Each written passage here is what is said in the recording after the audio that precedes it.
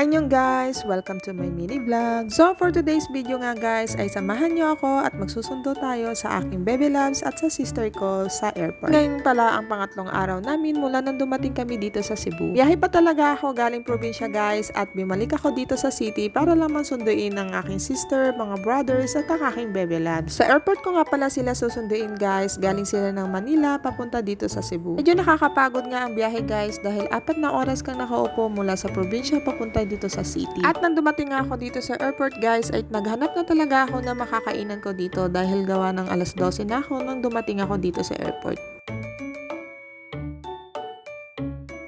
So guys, ayan nandito na ako sa Mactan Airport, susunduin ko sila. At nagutom ako 12 o'clock na. So ayan. May nakita ako dito. Ayan, nakita ko yung oyong.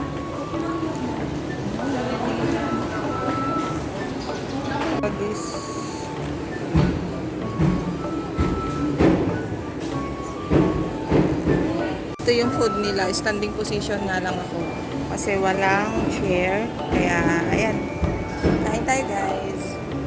At ayan guys, talagang pinili ko talaga itong ngoyong dahil nga ito ang pinaka-hinahanap-hanap ko kapag pumupunta ako dito sa Cebu. At kahit mag-isa ako guys, tuwang-tuwa ako at nag-enjoy ko naman itong pagkain ng ngoyong dito dahil isa talaga ito sa mga pinaka-gusto ko dito sa Cebu. Kaya naman, nang makita ko ito, hindi na ako nagdalawang isip na dito kumain. At pagkatapos ko nga kumain, ay waiting na ako dito sa lobby sa arrival nila. Mahaba-haba nga ang pag-aantay ko sa kanila dahil alas 4 pa ang flight nila, alas 12 pa lang. So ayan, tambay muna tayo dito sa airport. Parating na ata sila.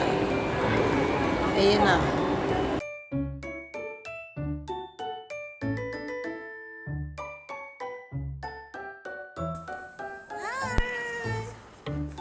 Yes, next. And finally, dumating na ang aking baby loves at siya nga ang unang-unang lumabas dito sa arrival area. At next naman lumabas ang aking brothers at ang aking sister. Excited nga ako na makita ang aking sister dyan dahil 2 taon na mula nung last ng aming pagkikita.